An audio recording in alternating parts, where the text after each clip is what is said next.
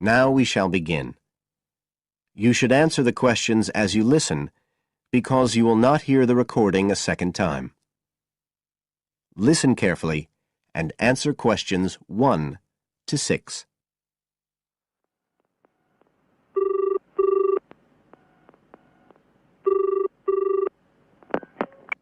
Environmental Health Department, Paul speaking. Oh, hello.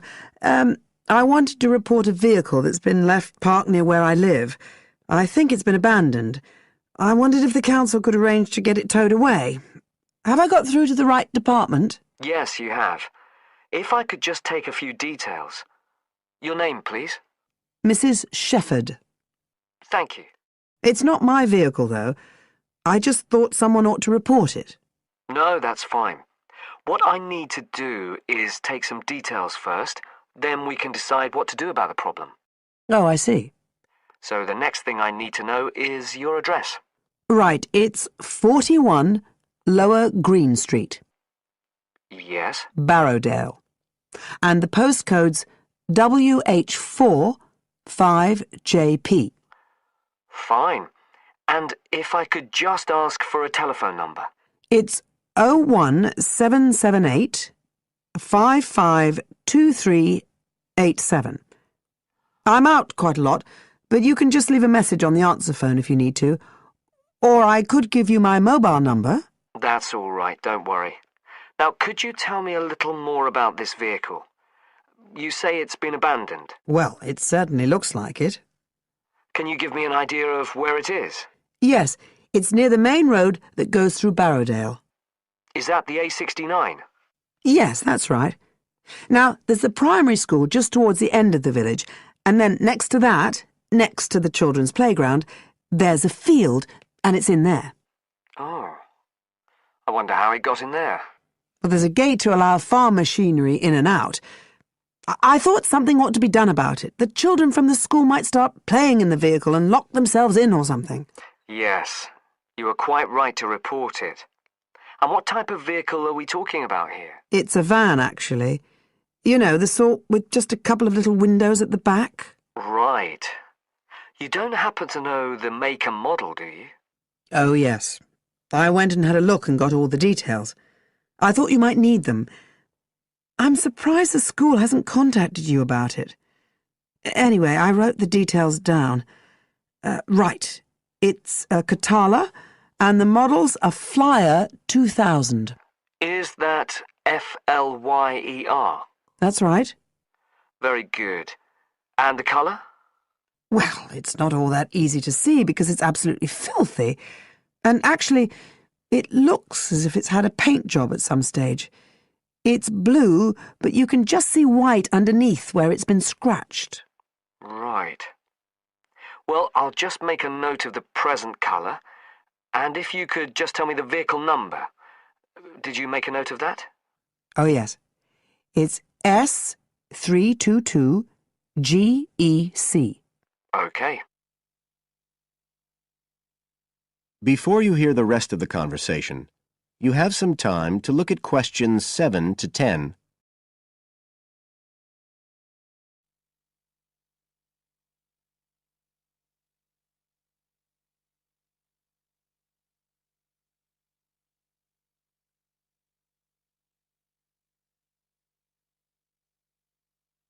Now listen and answer questions 7 to 10.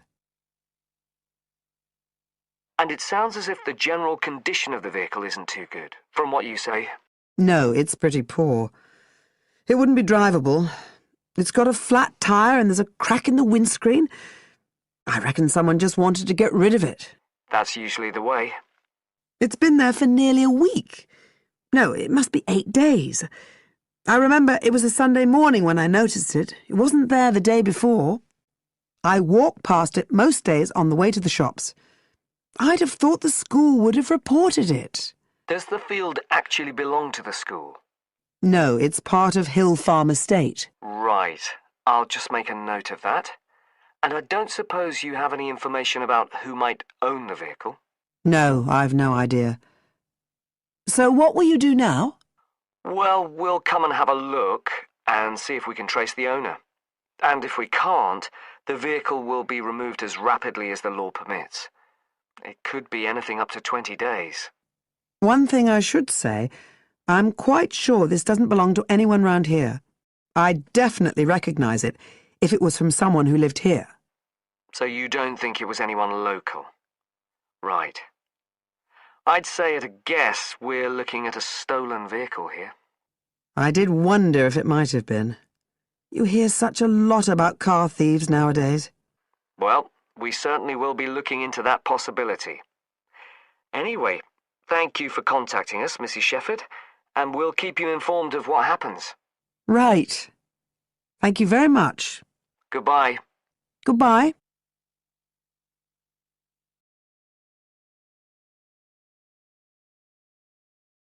That is the end of part 1. You now have half a minute to check your answers.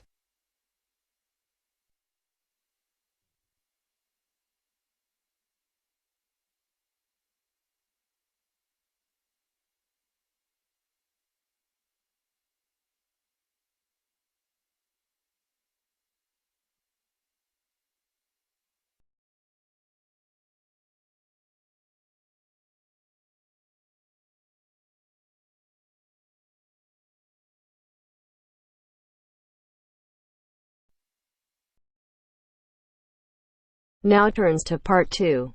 Part 2. You are going to listen to two students talking about a presentation on time management. First, you have some time to look at questions 11 to 15.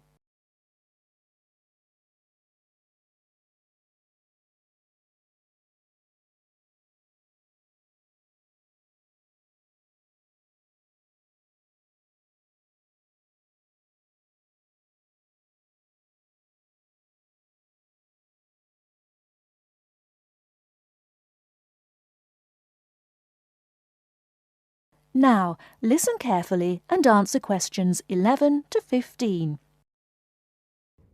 Hi Mark, what are you doing? Hi Lucy. Well, I'm preparing this seminar on time management.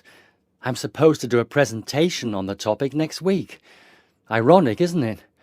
I'm probably the worst student when it comes to time management. I don't think you're that bad compared to some other people I know. Do you need some help with it? Yeah, I just don't know where to start, to be honest. When are you doing the presentation? I'm supposed to hand in the draft on Wednesday at 11 a.m. The presentation is scheduled for 10 a.m. this Friday. That's not too bad. This gives you the whole weekend to prepare. Let's brainstorm some ideas, shall we? Do you want to get a pen and paper to jot down some thoughts? I think you should start with a broad general statement. For example, I read somewhere that organizing time is a skill like learning to drive or tying your shoelaces. Then you could move on to discussing the common problems people have with managing time. That's not a bad idea. One of the common problems is putting things off. Yeah, you could also mention some common signs of this symptom, such as last-minute holiday shopping, putting off visits to the doctors or the dentist. Another problem is relying too much on your memory and not writing things down. Do you mean not keeping a diary or a planner to plan the tasks? That's right. For example, writing down what I need to do in a diary or planner helps me remember what I need to do and makes me more focused on the tasks for the day. Good idea. Before you hear the rest of the talk, you have some time to look at questions 16 to 20.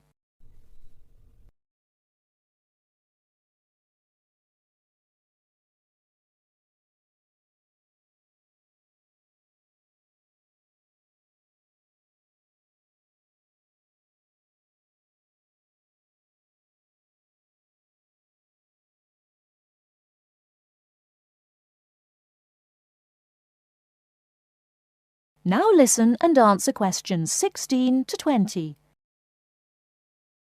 That reminds me of something I've been meaning to do for a while now.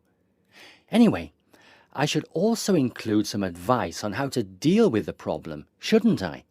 Sure, you can talk about some ways of stopping procrastination. I guess making a to-do list can help one focus on what needs to be done. Definitely. Another way to deal with the problem is to prioritize and do the hardest job first, the one which requires the most effort and concentration. Also, my tutor recommended that I should break big projects into small parts with a specific goal. Having an action plan has worked for me. I usually make a list of small tasks I need to do to achieve a goal. Sometimes I just don't feel like getting down to work because a task seems too overwhelming for me to even think about. This technique helps me reduce psychological pressure if I think of a project as a set of easily achievable tasks. Don't you think? I know what you mean. I often feel like that myself with the statistics project I've been doing this term. I'm well behind and the deadline is next week. I think setting deadlines and sticking to them can help one to achieve goals. You can discuss this aspect in your presentation too. A good point. Setting deadlines can also help one become more realistic about the time it takes to do tasks. Another point you could include is how to deal with interruptions. Okay, I guess blocking in time to handle unpredictable interruptions can help one stay focused. Not just that, some interruptions, such as phone calls, can be easily avoided by using answering machines, for example. Saying no, which is one of the most useful words in English, is also very effective. It can be tough sometimes, but you've got to learn to say it nicely but firmly. I think you've got enough ideas here to start with. Definitely. Thanks a lot for your help. I just need to type the ideas up and I think I'm all set. Do you think you can lend me your laptop for a couple of hours? I'm afraid I can't. I've got to finish my own project. Never mind. I'll use one at the library. You certainly know how to say no. Learned it the hard way. Got to go now. Good luck with the presentation. Cheers. See you later.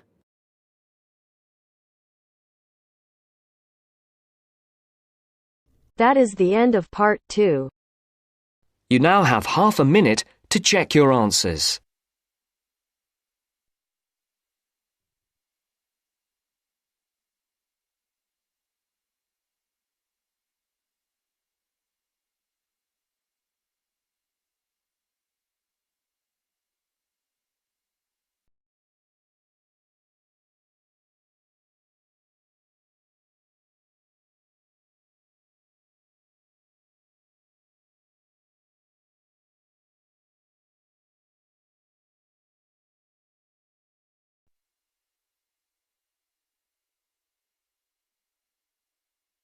Now turns to part 3.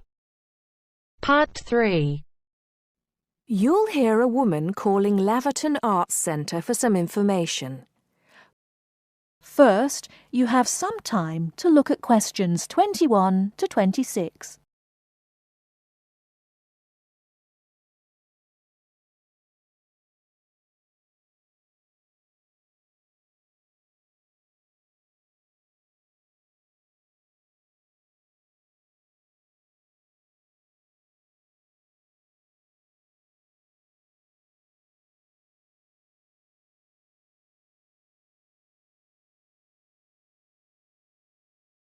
Now listen carefully and answer questions 21 to 26.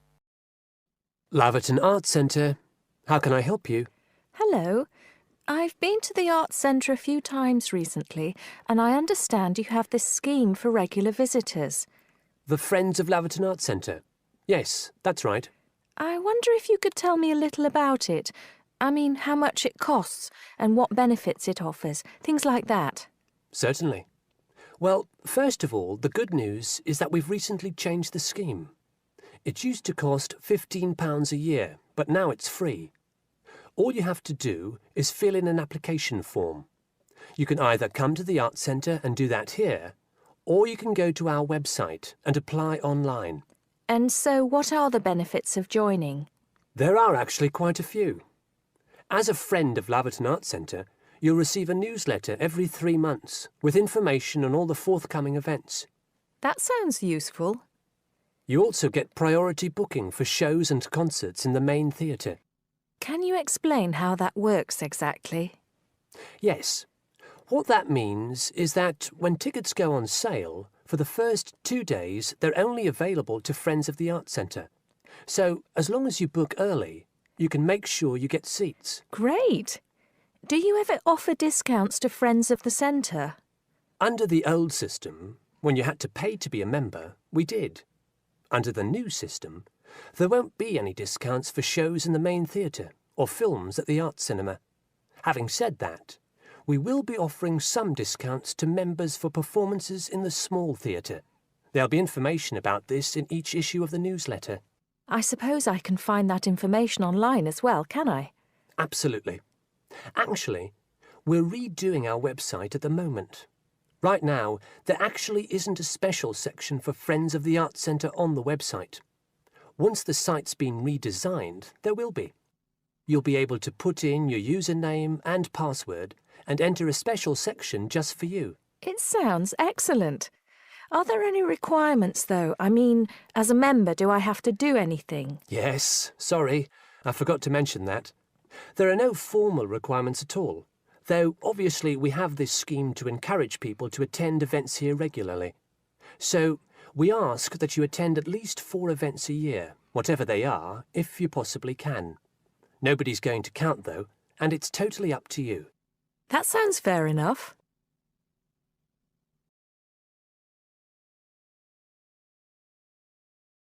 Before you hear the rest of the talk, you have some time to look at questions 27 to 30.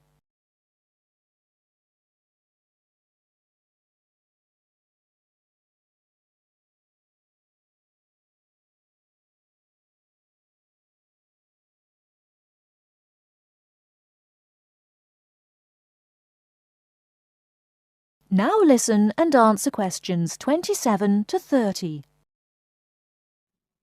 While you're here, we're actually conducting a short survey of people who phone up the Arts Centre. Would you mind if I asked you a few questions? It'll only take a couple of minutes. Sure, no problem. Thanks a lot. So, how many times have you visited Laverton Arts Centre in the last 6 months? Well, I've only lived in the area for the last 4 months, so not that many times. 3, I suppose. Yes, that's right. Fine. And how did you first find out about the Arts Centre? Let me think. Oh, yes, a friend invited me to a concert, and I came with her. Have you ever seen a film at the Arts Cinema here? No, I haven't, to be honest. In fact, until you mentioned it earlier, I didn't realise you even had a cinema. One more question. If we offered a free tour of the Arts Centre, including things such as going backstage to look at the dressing rooms, would you be interested in going on it? Oh, yes, definitely. I think a tour like that would be very interesting. I'd even pay for it. That's great. Thank you very much for your time. Thank you.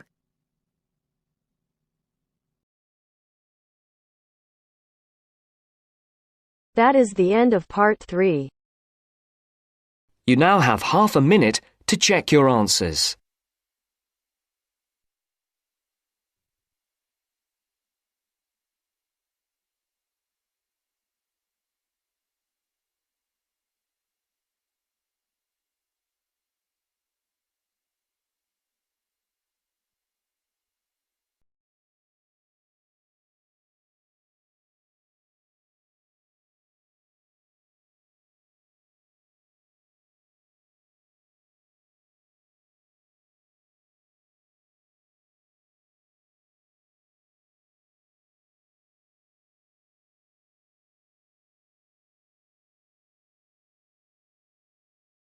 Now turns to part 4. Part 4. You'll hear a lecturer talking to students about sport in Ireland. First, you have some time to look at questions 31 to 33.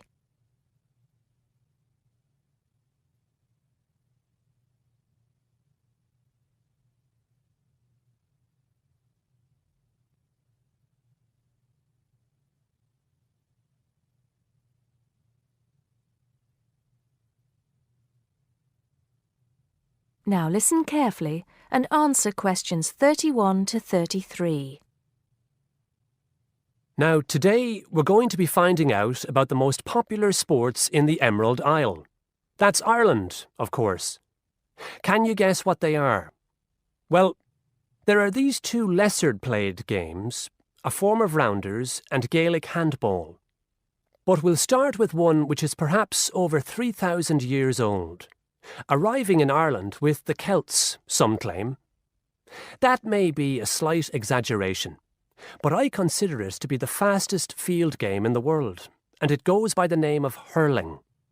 Well, that's what it's known as in the English-speaking world anyway. So, what do you have to do? You've got 15 players on a team, one of them the goalkeeper. Each one has a stick called a hurley. Here you are. I've brought mine along. Had it since I was at school. This is what it looks like, and basically you have to get this ball, called a sliotar, that's S-L-I-O-T-A-R, so it's not spelt the way it's pronounced. You hit it into the net for 3 points, or you can hit it over the net for 1 point. The goal looks like the letter H, with the net under the crossbar. The goalie has a bigger stick than the others to help keep the ball out. You can also catch the sliotar and run with it for 4 steps maximum, or bounce it on your stick. Is that clear to you all? I'll be showing you a video a bit later, so you can see what a game actually looks like. You might like to think of it as a mixture of lacrosse, hockey, and baseball. Oh, and it's played by women too, but it goes by the name of camogie in that case. Before you hear the rest of the talk, you have some time to look at questions 34 to 40.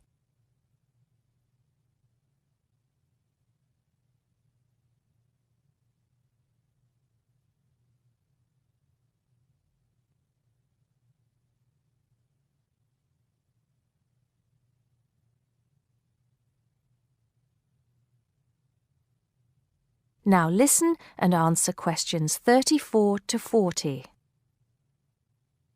I'll give you a bit of the history, shall I now? Generally, the golden age of the game is considered to be the 18th century. But systematic rules were first agreed and drawn up at that great shrine of learning, Trinity College Dublin, in 1879, founding the Irish Hurling Union. Closely followed just a few years later by the formation of the Gaelic Athletics Association. With greater organisation last century, the All-Ireland Hurling Championship got off to a flying start, and I'm proud to say that my own native city of Cork has won more than 20 titles over the years. But then, so have Kilkenny and Tipperary. Is it only played in Ireland? No. Well, it is the only country with a national team at the moment, but you may be surprised to discover there are hurling clubs in London, as well as in America and Argentina, to name just a few. The other game I'd like to take a little time to introduce you to is Gaelic football, which is played on the same pitch as hurling with the same number of players, but there's no net. You just have to get the ball over your opponent's goalposts. And you can do that by kicking or punching the ball. However, you're not supposed to do that to the players, I might add. Imagine it as a combination of soccer and basketball. But in my opinion, it's a more exciting spectacle than either of those. Excuse my bias, if you will. It's also very popular with women. In fact, there are more women's teams than for any other sport. Whether despite or because of the physical contact involved, I wouldn't like to say. They do play a shorter game, 60 minutes, rather than the men's 70. So, let's have a look. If we can have the lights down, I'll see if I can get this technology to work. That is the end of part 4. You now have half a minute to check your answers. Yeah.